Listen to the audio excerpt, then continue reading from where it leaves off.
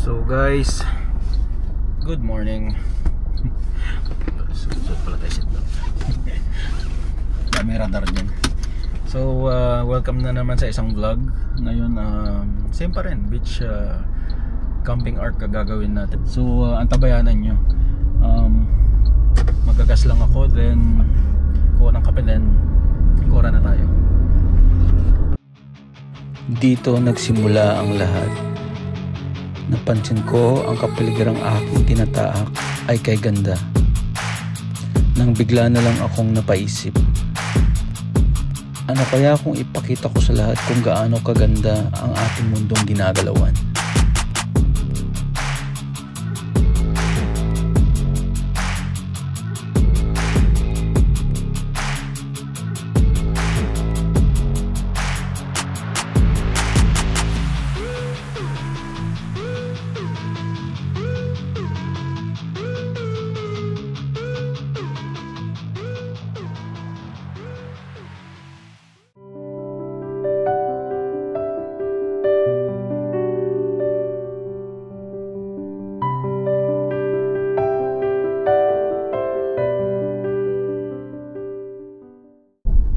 So guys, kakagas lang natin. Kuha muna tayong kape para hindi tayo antukin sa drive.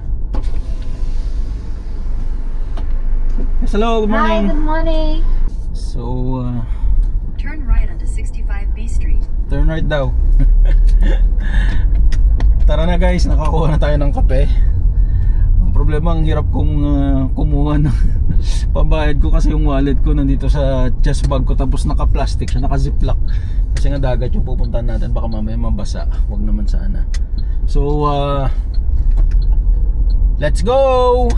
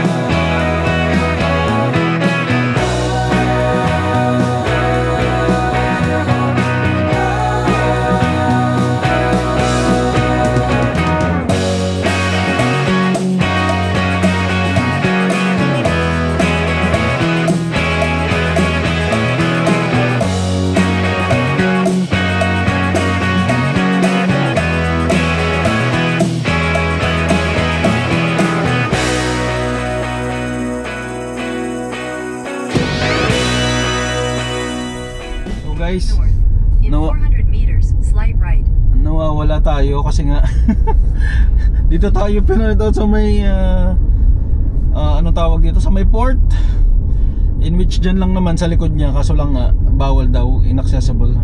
Kaya nga yung mga iba nakasalamuha ako doon, kumukuha ng permit. So hindi na ako kumuha ng permit, sabi niya punta ka sa Corfacan Beach, may ferry doon.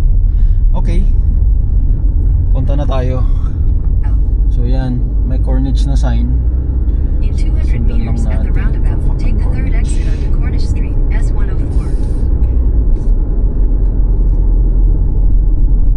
Beach, okay? Sundan lang natin guys, hindi naman tayo malilito dito. Itong GPS kasi, ayaw ko, pagod na ata. Pagod na GPS natin guys. Pero okay lang.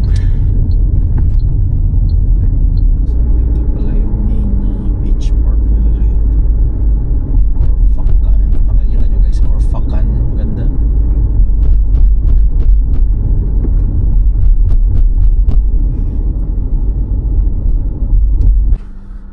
Ay, so guys, andito na tayo sa may Corfacan beach area.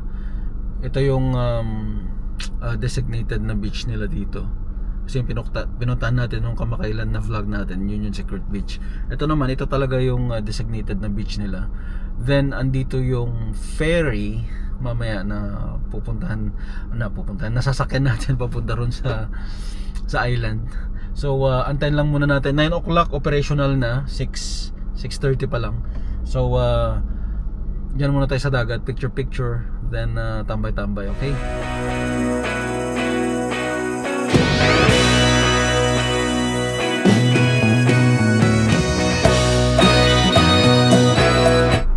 So guys, mali tayo, walang papuntahan isla. Walang Roro, weekends lang daw. Okay. Okay lang yan guys. Head northwest on Cornish Street, Rockhighlag Road.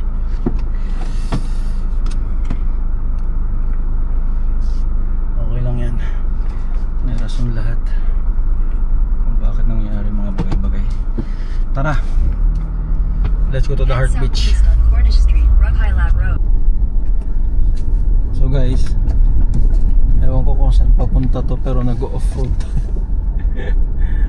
Nag-off-road na tayo. Dito ako dumaan nung unang trail natin papunta dun sa Secret Beach. Gumasgas sir. Yan. So may daan dito papunta dun sa may Secret Beach, pero sabi nila konektado daw doon. Konektado daw siya sa Heart Beach, in which yun yung pupuntahan natin ngayon. Nakikita ko may mga marks naman dito ng sasakyan, so okay lang. Yan, yung mabato lang guys, pero wala pa rin tatalo dun sa dun sa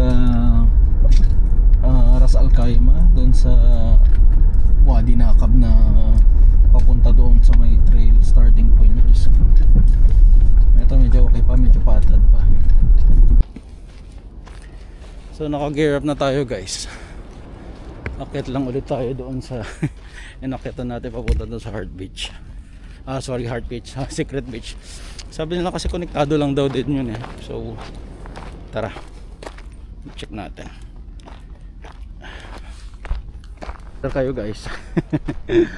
Nakit na naman tayo. Di bali pagdating naman dun sa Tuktok, medyo patad na eh, pero di ko lang alam kung gaano pa kalayo papunta dun sa Heart Beach. Check lang natin. Yeah. Hingal. Familiar guys. Ganda na lugar no. Andyan sa taas makikita nyo yung Secret Beach. Kaso lang banda pa rin tayo para sa Heart Beach. Natin na sa Tuktok guys. So kung makikita nyo, may mga nagka-camping doon sa Secret Beach. Try lang natin papunta ron.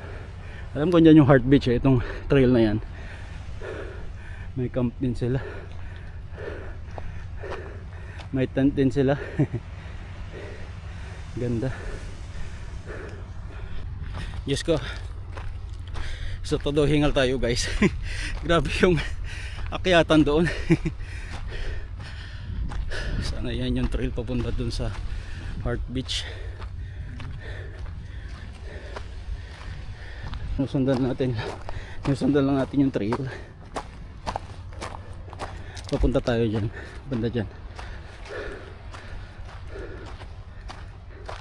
Yan yung beach. Yan yung Heart Beach. Kaso lang under construction nga. I-check natin dito, baka may daan. Try lang natin. Ito akong trail. Sundan lang natin. Ay, ang ganda. Ang ganda niya. Dito wala gaanong alon. Ganda. So sundan lang natin to. Ganda guys. Ang ganda kasi sa lang ng mga dadaanan mo. Yung mga batong yan, madudulas yan. Pero ang ganda. Sulit. So guys, kaya pala nila cleanhouse kasi mga may pinapatayo sila dito. Resort to. Oo, resort to. Or mga baka bahay ng lokal. Pero okay lang. Meron pa naman tayo dito. Ganda. Ganda ng lugar. May sarado dyan. Kung nakikita nyo, sarado dyan. Nasa trail sa pababa. Pero pwede naman tayo mag shortcut dito. Wala namang kaso. Ito lang naman ang target natin eh. Yung dyan, sa kanila na lang yan. Dito na lang tayo. Okay, so baba lang muna tayo dito. Diretso na lang natin to. Ay, dahan-dahan lang guys kasi matatalim yung mga bato. Well, basically gumagawa na ng sariling trail dito. Pili lang natin yung hindi madulas. Okay. So guys, nakita ako nung taga-bantay dito sa may gumagawa dito. Sabi niya bawal daw. Sabi ko dito lang naman ako sa iba. Dito sa kabila. Hinayaan man niya ako.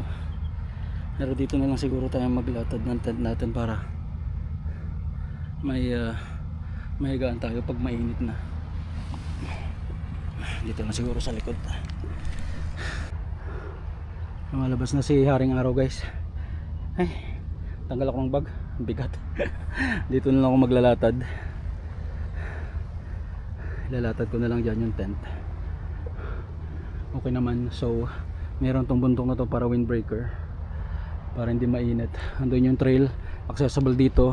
May nakita ko dyan na nagbabantay na guard, so pwedeng takbuhan if in case of emergency. Mag-isa ko lang dito. Doon sa Secret Beach, doon sa kabilang side, may mga nagka-camp doon. May nakita akong tent, tapos mga apat sila, apat silang lalaki swimming. Pero malakas yung alod doon. Dito hindi gaano, pero careful lang pa rin tayo kasi nga hindi ko kabisado yung lugar, first time kong pumunta. So tara, maglatad tayo ng tent.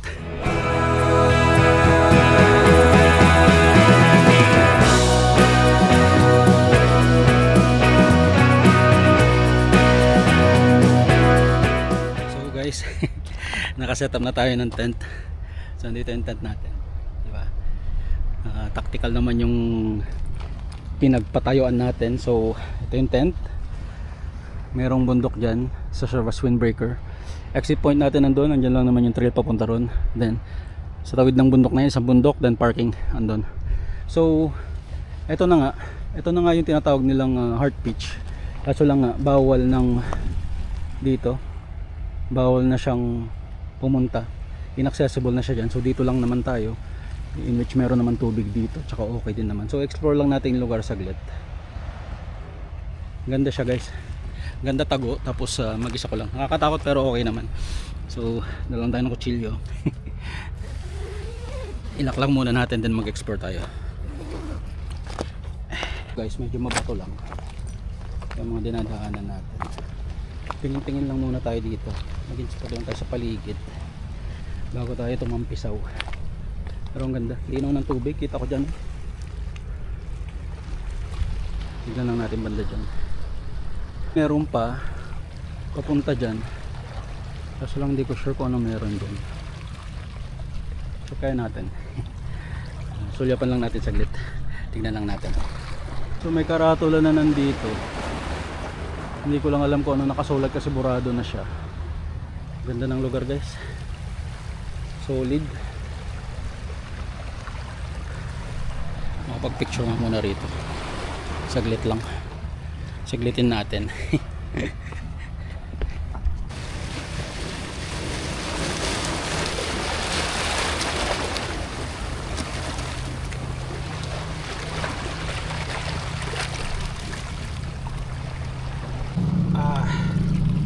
Sugat ako guys. Ang dudulas ng mga bato rito. May mga lumot na kasi iba. Pero okay naman.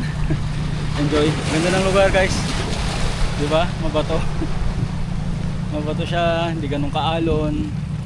Malamig yung tubig.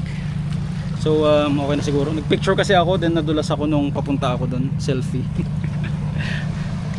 So kumuha lang tayo dun ng konting pictures. Then dito na tayo. Madulas guys. Sugat na nga yung kuko ko eh. Pero okay lang naman. Enjoy.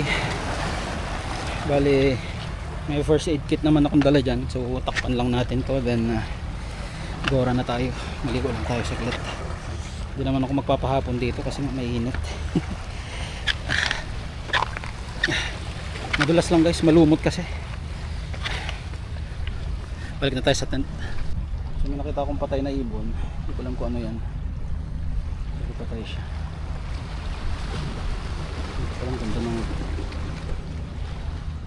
ganda ng araw. Pag-picture na dito sa vlog. So guys, nasugat tayo. So ito yung purpose talaga ng first aid kit ko. Umukha yung kuko. Sobra na ata yung linis ko. Dapat hindi gaanong sagad. Anyway, i-pack up ko lang to saglit, then okay na. Band-aidan ko lang. Hindi naman ganun ka grabe. Tampisaw lang tayo saglit. Okay. So nagpapahinga lang tayo dito sa tent saglit. Tapos try natin na magtampisaw. Hindi naman ganun kalalim. Then if in case, wag naman sana emergency, may tagabantay naman dito sa ginagawa nilang construction site dito. Ganda ng site na to. Bahay siguro to mga lokal, or hindi resort to. Hindi nila gagawin resort to. Bahay ng mga lokal to. Anyway, pahinga lang muna ako saglit. Kain ako ng protein bar, then tampisaw tayo. Actually kakainin ko na lang tong lunch ko rito, tapos mamaya light na lang para may laman yung sigmura ko, kasi kanina kape lang yung kinain ko. Then from time to time sumusubo ko ng dates. So kain na lang muna tayo. So guys, inis lang muna tayo kamay. So wala tayong kutsara, tinidor, magkakamay tayo. Actually guys, hindi mo naman talaga masisi kung ipagbawal nila, kasi private property na pala itong part na to ng Heart Beach. Or dito na side, okay pa rin naman.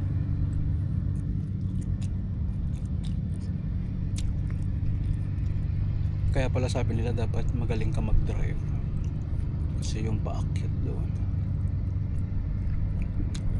Anyway, hindi natuloy yung pupunta sana tayo dun sa isla na yun. Maganda, may snorkeling site, then pwede ka mag-camp dun sa may island mismo. Kaso lang nga, sabi nila Friday, Saturday, Sunday, so weekends lang merong mga boat dyan. So weekends lang mayroong boat dyan, nagkikater ng boat papunta sa isla. May private kanina na binigay sa akin yung security card, kaso lang hindi sumasagot. Masyado pa kasi maaga, 6:40 kanina.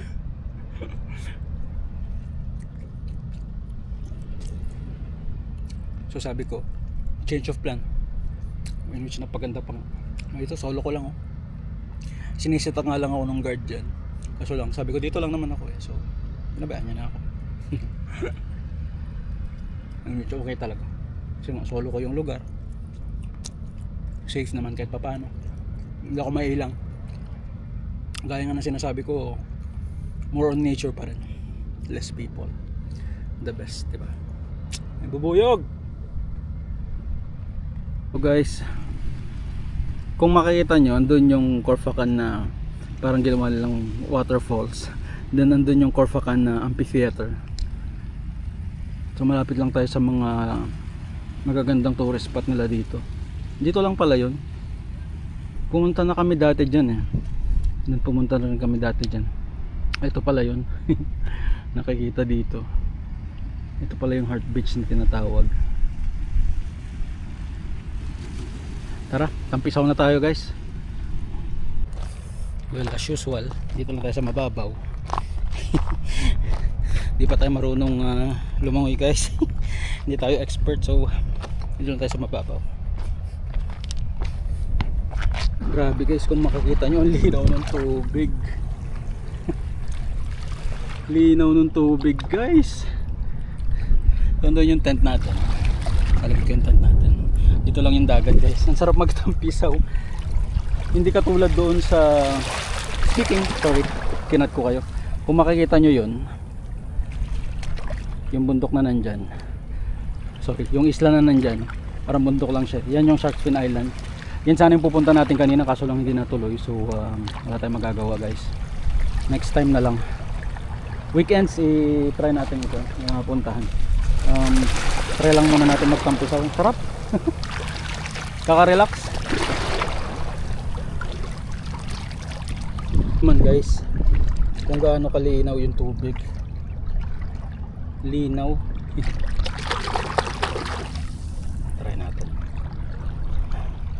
Try natin punta dyan sa konti. So guys, sarap ng tubig.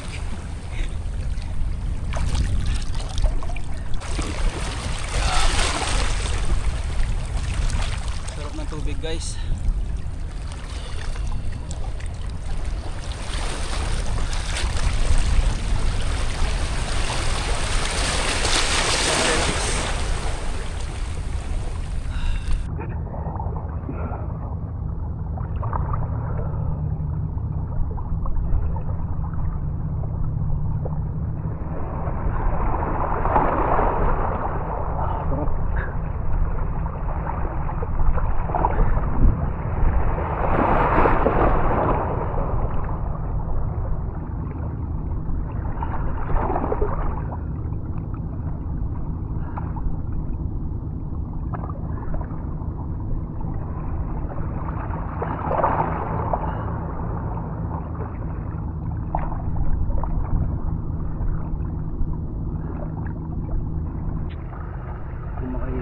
Grabe, ganda ng lugar.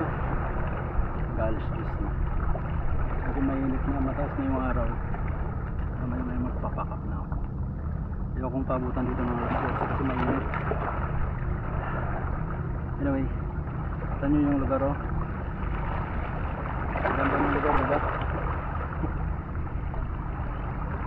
Papalibutan tayo ng bundok, tapos papalibutan tayo ng dagat. Then diyan si Haring Araw. So guys, ulitin ko ulit. Naka slow mo mode pala yung camera ko. So ganun talaga, may mga nangyayari na hindi natin inasahan. Katulad nun, planado ko talaga pupunta ako sa isla. Kung nakikita nyo yan, yung isla na yan, yan yung Shark's Fin Island na tinatawag. So nasa in between siya ng Corfacan tsaka Fujairah. So pero sabi nila mostly part niya is Corfacan. So nasa Sharjah pa rin siya na part. Tourist spot yan, pwede ka magdala ng tent doon. May mga activities lang katulad ng snorkeling, diving, gano'n. So plinano ko talagang pumunta dyan, kaso lang nga sabi nila weekends lang merong sasakyan na papunta ron. So nasa park siya, pumunta ako sa park kanina. Wala akong dinatnan doon kasi masyado pa maaga. Sabi ko what time yung sasakyan papunta ron, sabi nila ay sir sorry kasi nga Friday, Saturday, Sunday lang nga meron sila. So sabi ko sige, research lang ako 5 minutes, ayoko na mamasayang yung pagpunta ko rito. So andito tayo ngayon, nag-research ako. Sabi na naman nila hindi pwedeng pumunta sa Heart Beach kasi nga sarado yung daan. Sabi ko okay, so may iba pang daan. Sabi nila sa research ko pwede mag-hike. Okay, mas maganda. So may nag-jet ski papunta rito. Ito siya, wait lang. Yan, diba? Jet ski. Ganda, diba?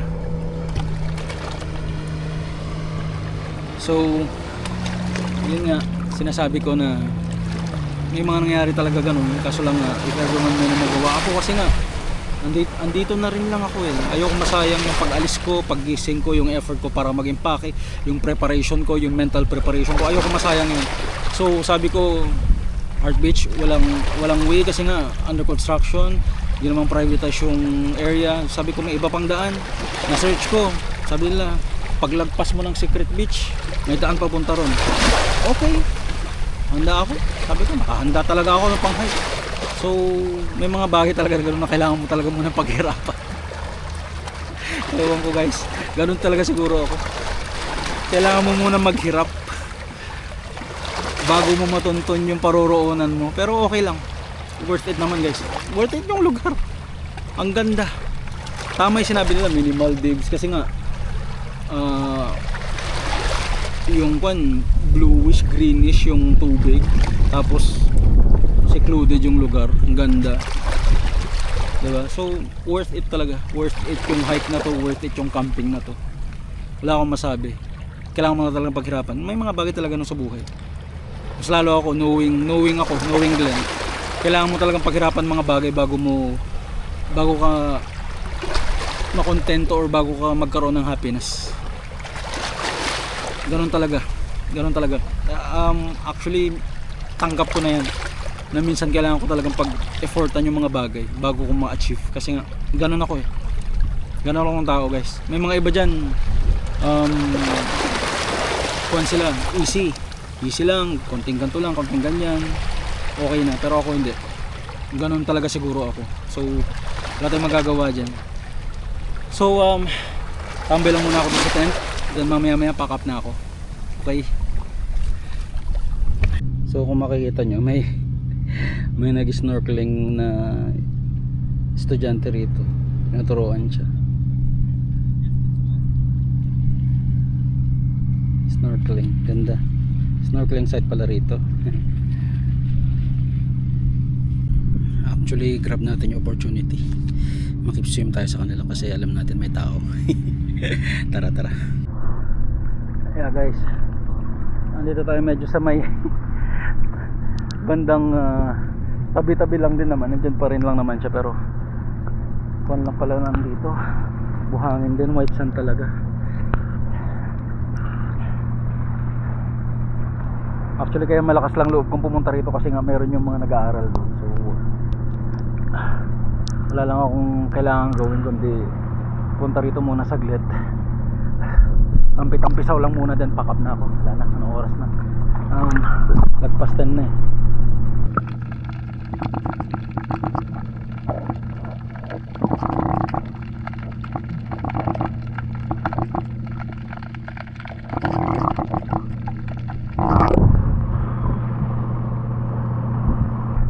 Nandito lang ako sa may tabi ng mga bato-bato, pero hanggang dibdib ko.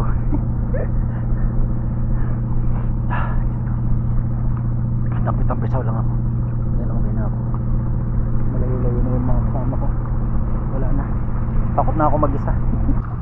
Tingnan naman guys kung gaano kalinaw yan, ang linaw ng tubig.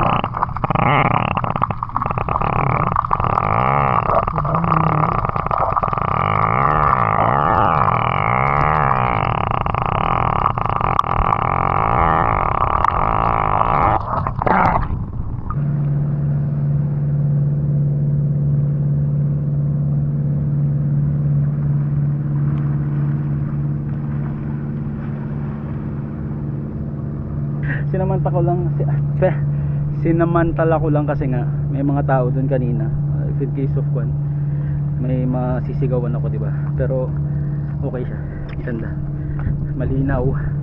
Kaso lang nga magsuot kayo ng hindi madulas, Diyos ko, yung mga bato dyan medyo madudulas talaga, pero okay lang, carry naman. So ang gagawin ko ngayon, pack up na ako, hike na tayo pa uwi papunta sa sasakyan, then let's call it a day.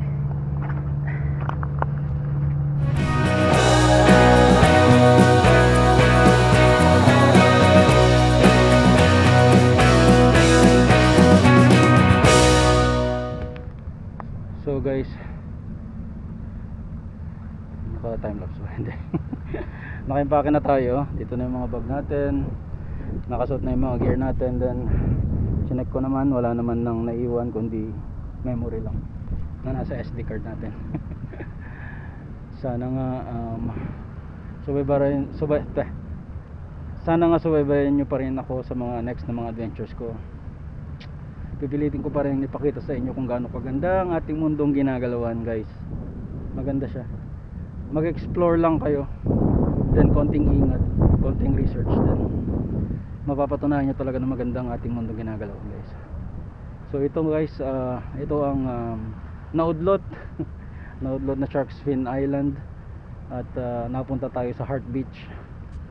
So ito na ang Heart Beach ngayon, guys. Okay, ito na siya. Yan yung bundok. So talagang Maldives nga. Kita nyo kung gaano kalinaw yung tubig, guys. Ang linaw niyan, bluish, greenish na bluish, parang turquoise na kulay. So ano pa rin sila, nag-aaral pa rin ng snorkeling. So ito na, yan yung napapanood nyo sa YouTube na pinupuntahan nila dati, in which wala na, privatized na siya. May mga pinatayo na silang mga hindi ko lang alam kung villa to or something, or kung ipapakuan nila, pero kung feeling ko kanto parang sa mga lokal to, hindi to ipaparenta or something, ibibigay ito sa mga lokal, o pwede rin naman iparenta, di ba?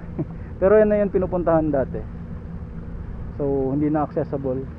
Kung gusto nyo mag-hike kayo, ito yung trail na yon.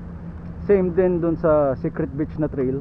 Tumbukin nyo lang yung isa pang trail na palayo doon, hahantong kayo dito. So makikita nyo nakasara dyan, may sara din doon, pero pwede kayong pagbaba nyo dito, gawa lang kayo ng daan dyan, ingat lang pababa kasi nga matutulis yung bato, tsaka medyo matarik. So yun na, eto na guys, Heart Beach. See you sa next natin mga adventure. Sana hit kayo ng comment tsaka subscribe. Then i-follow nyo rin ako sa aking FB page, same pa rin naman, RN Voyager. Itatry kong mag-post from time to time kasi nga busy rin ako sa work, pero kakayanin, diba? There's a will, there's a way, sabi nga nila. So until next time guys, always remember, be kind. I don't care kung ano man ang natapos nyo o narating nyo sa buhay, bigay lahat ni Lord yan. So be kind, be kind always, kasi nagiging pandemic din ng pagiging mabait sa kapwa-tao. Nakakahawa yan guys. And then kapag kumalat yan, pandemic, hindi lang pandemic, and worldwide, diba? So be kind, and till next time guys, bye bye.